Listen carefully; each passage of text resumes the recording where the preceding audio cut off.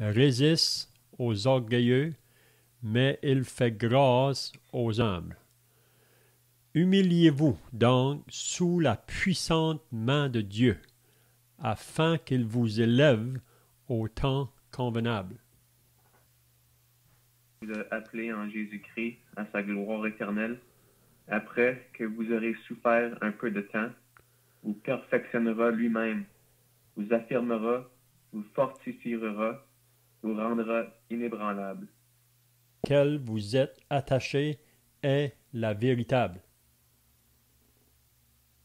Si vous étiez là la semaine passée, on avait regardé encore le sujet des anciens ou des surveillants, ceux qui devaient prendre soin des assemblées ou le troupeau. Puis on avait dit que ceux qui sont surveillants ne sont pas là pour dominer sur le troupeau. Puis non plus, ils ne devraient pas faire ce travail-là par contrainte, mais ils devraient le faire volontairement. Puis c'est toujours dans le but d'apporter un bienfait au troupeau, là, ou aux brebis. Puis on avait dit que leur responsabilité, c'est de nourrir le troupeau. Ceux qui sont plus jeunes, il y a ceux qui sont plus vieux, mais la parole de Dieu peut combler tous les besoins de chacun. Il n'y a pas une circonstance dans laquelle on peut être placé où la parole de Dieu n'a pas une réponse pour nous. Donc, les responsables, donc, premièrement, c'est bien de prier le Seigneur pour le troupeau. Donc, les chrétiens doivent être capables de regarder aux responsables comme des exemples. Donc, quelqu'un a dit une fois, si vous placez une corde sur une table, une corde raide sur une table, si vous allez tirer sur la corde, elle reste toujours en ligne droite. Mais si vous poussez sur la corde, elle va devenir minée. Mais ils sont là pour des exemples, donc ça veut dire qu'ils doivent tirer les croyants vers leur exemple. Puis vraiment, leur exemple, ça devrait être l'exemple de Christ. Comme l'apôtre Paul pouvait dire, « Soyez mes imitateurs, car je le suis moi-même, de Christ. » Donc, il y a des personnes dans lesquelles on peut regarder qui sont des exemples pour le troupeau. Donc, c'est ça qu'on avait vu la semaine passée, là. Ils vont avoir une couronne. Ils vont être récompensés. Donc, on sait qu'il y a plusieurs couronnes qui vont être données au tribunal de Christ, mais on voit que les responsables auront une couronne un jour s'ils ont bien fait le travail. Donc, on avait vu la semaine passée aussi, à partir du verset 5, la soumission aux anciens. Donc, Pierre disait, « De même, vous qui êtes jeunes, soyez soumis aux anciens. » De 4 formes de soumission. Puis la soumission, vraiment, c'est pas de l'esclavage, comme beaucoup de gens le pensent, mais c'est vraiment le contraire. C'est une liberté quand on a appris à savoir aussi que aussi longtemps que les autorités dans lesquelles on se soumet ne nous demandent pas des choses qui sont contraires à la volonté de Dieu, donc on doit se soumettre. Donc ici, c'est surtout dans l'Assemblée, dans l'Église, que les plus jeunes devraient avoir cette attitude de soumission envers les surveillants. De l'orgueil. Il était un ange de lumière qui a décidé de désobéir, de s'opposer à la volonté de Dieu. Il voulait prendre la place de... Position, mais ça devrait être Dieu qui nous élève et non pas nous-mêmes. Je pense que c'est ça la chose là. Donc l'origine, donc, ça a commencé dans le ciel, puis on sait que Dieu a rejeté cet ange-là, puis a entraîné avec lui pense que c'est un tiers des anges qui ont été entraînés avec lui. Puis on sait que depuis ce temps-là, cet ange-là, par la suite, après que Dieu a créé l'homme, il est venu pour détourner l'homme de Dieu. Puis il sait que sa fin, c'est vraiment l'étang de feu. Donc depuis sa chute, si vous lisez dans la Bible, là, on peut voir que Satan ou le diable va toujours en descendant. Il va toujours en descendant. Il ne va jamais monter. Il va finir dans l'étang de feu. Donc son travail aujourd'hui, c'est de travailler contre Dieu. Hein? Donc je ne sais pas si quelqu'un a d'autres pensées ici, là. Mais ils étaient vraiment même blessés vraiment par ceux qui les persécutaient. Mais comment est-ce qu'ils devraient réagir face à ça? C'est en prenant cette place d'humilité, comment je dirais, en se remettant au Seigneur. En se remettant au Seigneur. Donc, Paul nous enseigne ça dans l'Épître aux Romains, qu'on ne doit pas rendre le mal pour le mal. Comme chrétiens, on devrait faire le bien à ceux qui nous font du mal. Puis ça, c'est pas naturel, ça. Vous savez, c'est pas naturel à l'homme de laisser Dieu agir. On a l'exemple de Joseph. Si vous lisez l'histoire de Joseph dans l'Ancien Testament, après que ses frères l'ont pris en haine, puis la raison qu'il avait de la haine envers Joseph, c'est parce que Joseph ne voulait pas participer à leurs mauvaises choses. Donc, ils l'ont mis à côté. Puis vous savez qu'ils l'ont vendu, mais on ne voit aucune place où que Joseph là, se venge ou qu'il veut se défendre. Il laisse vraiment Dieu agir.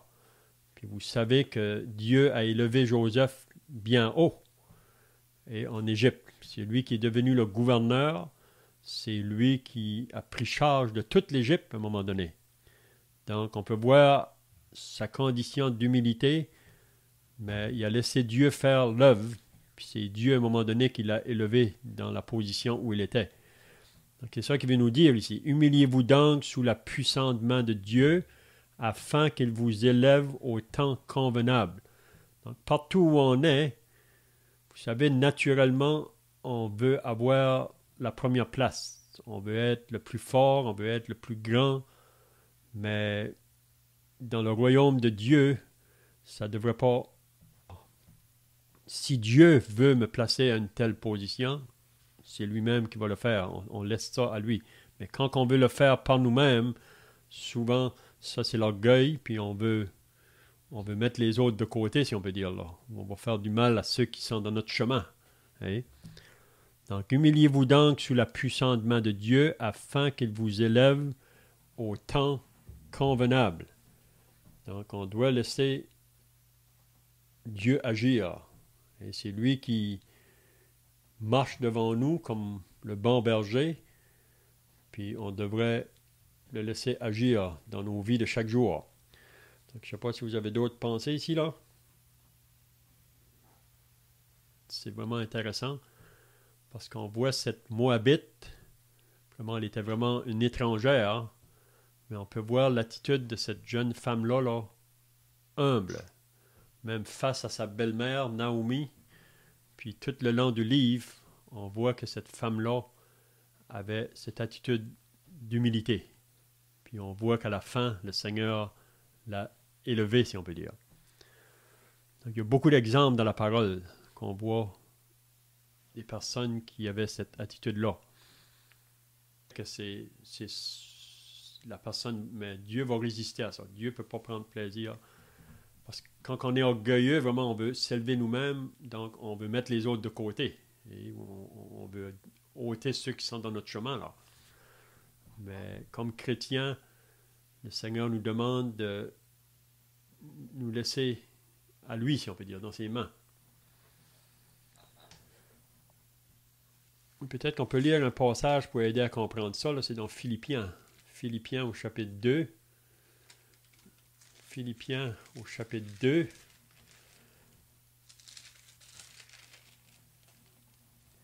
Si on lit à partir du verset 3, c'est Quelqu'un veut lire là, Philippiens chapitre 2, le verset 3.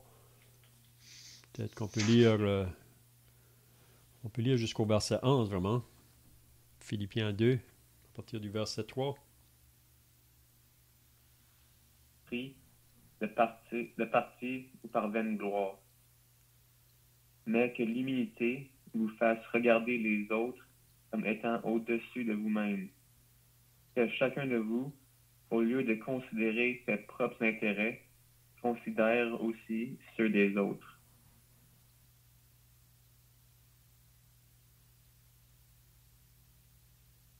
Ayez en vous les sentiments qui étaient en Jésus-Christ, lequel, existant en forme de Dieu, n'a point regardé comme une proie à arracher d'être égal avec Dieu.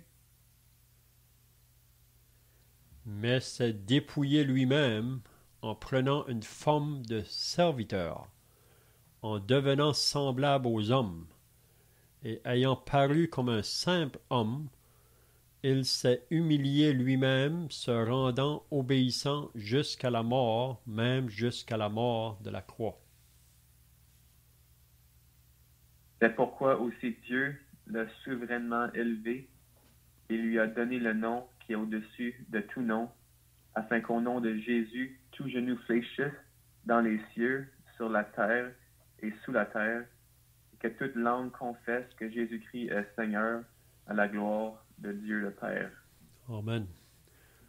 Donc, il cite Paul en écrivant sa lettre aux Philippiens parce qu'on peut voir que dans l'église à Philippe, il pouvait avoir un danger, là, que l'unité pourrait être brisée. Vous savez, le diable, il travaille de deux façons. Il peut venir soit de l'extérieur ou qu'il peut venir à l'intérieur pour essayer de détruire le témoignage de Dieu.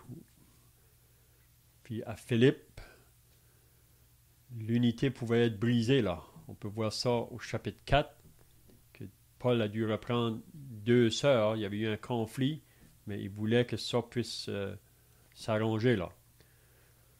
Donc c'est pour ça qu'il dit « Ne faites rien par esprit de parti ou par vaine gloire ». Donc on ne devrait pas agir de cette manière-là. Ça, c'est la manière qu'on agit naturellement. Et on agit pour vouloir avoir la place. Mais ne faites rien par esprit de parti ou par vaine gloire, mais que l'humilité vous fasse regarder les autres comme étant au-dessus de vous-même. Et pas au-dessous, mais regardez les autres comme au-dessus.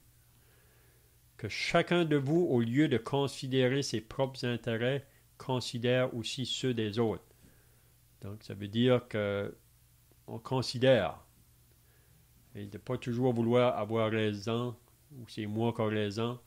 Et ça, c'est naturellement, c'est nous, ça. Mais c'est pouvoir considérer l'autre, puis de partager les choses là, pour qu'on marche dans une unité. Ayez en vous les sentiments qui étaient en Jésus-Christ. Donc, il nous donne l'exemple suprême. Jésus qui était celui qui a quitté le ciel de gloire, mais il a pris une place très basse devant les hommes. Il aurait pu marcher avec autorité parmi les hommes, mais il a pris une place humble, basse. Puis on voit que par la suite, il a été élevé, puis c'est lui qui est élevé dans la plus haute place maintenant. Puis c'est à lui qu'un jour que tout genou va fléchir. On sait que beaucoup aujourd'hui refusent de se courber devant celui qui est le chef de tout homme. Mais un jour, qu'ils le veulent ou ne veulent pas, ils auront à fléchir devant lui et reconnaître que c'est lui, Jésus-Christ, qui est le Seigneur à la gloire de Dieu le Père. Donc ici, c'est vraiment un enseignement là, de l'importance de l'humilité, afin que l'unité soit conservée parmi le peuple de Dieu. Donc, est-ce que quelqu'un a d'autres choses à ajouter, d'autres pensées? Donc, le verset 7, il va nous dire « Et déchargez-vous sur lui de tous vos soucis, car lui-même prend soin de vous. Ici, là, juste après qu'il vient de nous parler de l'importance de l'humilité. Pourquoi qu'il nous dit maintenant, et déchargez-vous sur lui de tous vos soucis, car lui-même prend soin de vous. Qu'est-ce qu'il veut nous dire ici?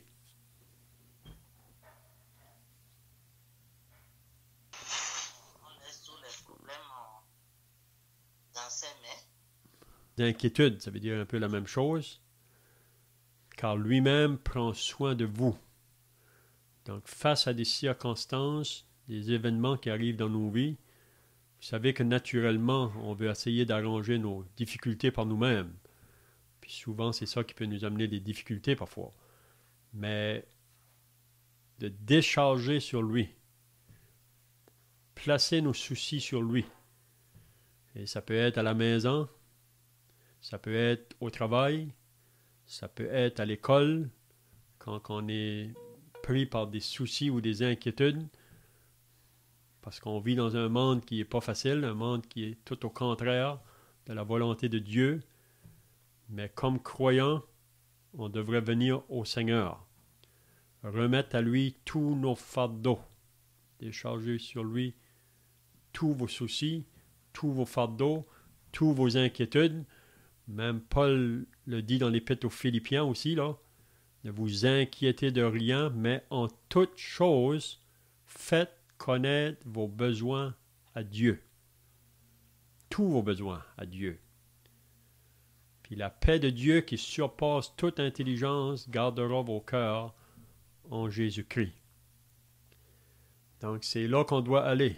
Le moment qu'on est dérangé par quelque chose qui se place sur notre route, les disciples dans la barque, vous vous rappelez quand Jésus avait commandé aux disciples de passer à l'autre bord, donc ils devaient embarquer dans la barque. Puis on sait que lui-même, tout de suite, a voyagé, là, la tempête est venue. Donc on voit les disciples sur la mer, la tempête qui vient, on peut penser l'inquiétude qui est venue là, mais Jésus est venu à leur rencontre en marchant sous les eaux, vous vous rappelez. Puis ils ont été effrayés quand ils l'ont vu parce qu'ils ont cru que c'était un fantôme. Puis quand Jésus s'est approché d'eux autres, il leur a dit « Rassurez-vous, c'est moi, n'ayez pas peur. » Donc, c'est pouvoir-là de nous décharger sur lui. C'est pas toujours facile dans le monde où on vit présentement, mais même naturellement, mais c'est ça la chose qu'on devrait faire quand on vient dans des circonstances qui nous inquiètent ou qui nous amènent des soucis, là. Déchargez-vous sur lui. Et c'est ça qu'il dit dans Matthieu chapitre 11, là, « Venez à moi, vous tous qui êtes fatigués et chargés, et je vous donnerai le repos. » On peut dire que le repos, ça débute vraiment au salut, le moment qu'on vient à lui pour le repos de nos âmes, mais le repos dans nos vies de chaque jour comme chrétiens, comment qu'on va être capable de le garder, là, c'est en venant à lui. Le moment qu'on est peut-être inquiet pour une chose ou une autre, et c'est ça qu'on a appris à faire. Donc, est-ce que quelqu'un d'autre pensait ici? Quand on est dans la détresse, on n'a pas cette impression qui nous vient naturellement que Dieu veille sur nous. Et on peut penser à tous les hommes de foi. Presque, dans la Bible, j'ai en l'esprit Job. Job qui est quand même cité à un moment donné dans les grands prophètes, je pense que c'est dans Ézéchiel où il est dit, quand bien même Dieu l'a permis, mais tout cela a été fait avec mesure aussi. Je peux dire dans le sens que Dieu a limité l'action du malin. Et Dieu avait un but dans toutes ces choses. Donc lorsque les choses ne se passent pas comme on le voudrait, comme on le penserait, c'est rejeté. À penser qu'on a été abandonné. La pensée vient dans le cœur qu'on n'est plus aimé de Dieu. Et lorsqu'on se revêt d'humilité, comme Pierre le demande, on accepte une position basse Et ça apparaît inacceptable comme à nos cœurs ou anormal d'une certaine façon. Jésus est arrivé comme Jésus, pourtant l'avait annoncé. Ils étaient renversés et voulaient monter. Donc, on manque de foi. La Bible nous dit chose concourt au bien de celui qui aime Dieu. Puis dire. C'est certain qu'on n'est pas assez bon. On n'arrivera jamais au standard parfait de Dieu par nos propres forces. Il faut nous appuyer pour y arriver et pour progresser sur Dieu lui. Si on peut dire, là, aux chrétiens à qui il écrit, Pierre a dû apprendre ces choses-là. Hein? C'est pas quelque chose qu'on a naturellement. Vous savez que Pierre, à un moment donné, avait dit au Seigneur, même si tous les autres vont t'abandonner, moi, Seigneur, je ne t'abandonnerai pas. Même je suis prêt à aller jusqu'à la mort pour toi. Donc Pierre avait probablement, comment je dirais, des bonnes intentions là pour nous porter. Puis le verset 8 après, Pierre va dire maintenant, soyez sobre, soyez modérés ou sérieux. C'est sérieux vraiment la vie chrétienne parce que il y a toujours l'adversaire qui voudrait nous faire tomber ou nous faire trébucher. Donc, soyez sobre, en voulant dire que c'est sérieux. On a un combat à livrer. Il y a le diable, le monde et la chair. Mais la chair est faible. Donc, on est souvent bien disposé à vouloir faire la chose bonne, mais il y a toujours cette nature en nous qui s'oppose. Ou pas. Parce que s'il peut faire tomber un qui est en avance, il peut en entraîner d'autres qui vont le suivre. Donc, soyez sobre, veillez. Donc, on est appelé à veiller. Il faut prendre ça au sérieux. Il ne faut pas être nonchalant face à la marche chrétienne. Quelqu'un. Résistez-lui avec une foi ferme. Il faut résister le diable. Avec une foi ferme, parce que comme Christ a souffert, on a vu ça au début du chapitre 4, là, il faut aussi avoir dans la pensée que nous allons connaître les souffrances, mais c'est jamais pour nous faire du mal. Si Dieu permet les souffrances dans nos vies, c'est dans le but d'apprendre à le connaître plus, comme on a entendu tout à l'heure à propos de Job, là. Donc, je ne sais pas si vous avez d'autres pensées ici, là. Je pensais que ces deux sont, en un sens, sont contradictoires. Et chargez-vous celui de tous vos soucis, à lui-même prend soin de vous. Et tout de suite après, Pierre nous dit, soyez sobre, veillez, votre adversaire, le diable, rôde, comme un lion rugissant, cherchant qui il dévorera. On pourrait, si on ne portait attention qu'au verset 7, hein, le Seigneur lui-même prend soin de moi, on pourrait devenir négligent. On pourrait avoir la tendance ou la tentation ou la pensée de se laisser aller. Tout va bien aller. Le Seigneur lui-même prend soin de moi. Donc, le verset qui suit nous rappelle les étudiants, s'il y avait par exemple un chrétien et qu'il était négligent dans qu'il ne fait pas ses travaux scolaires, qu'il ne prend pas le temps d'ouvrir ses livres, de pratiquer et vraiment ingérer ce qu'on lui apprend, est-ce qu'il va retenir les choses? Est-ce qu'il va être capable de faire ce temps et de passer cette session à la fin de l'année? Certains, avec moins d'études, y arriveront parce qu'ils ont plus de talent. D'autres, avec beaucoup plus d'études, vont quand même faillir parce que c'est plus difficile pour eux qui ont moins de talent, selon ce qui leur a été donné.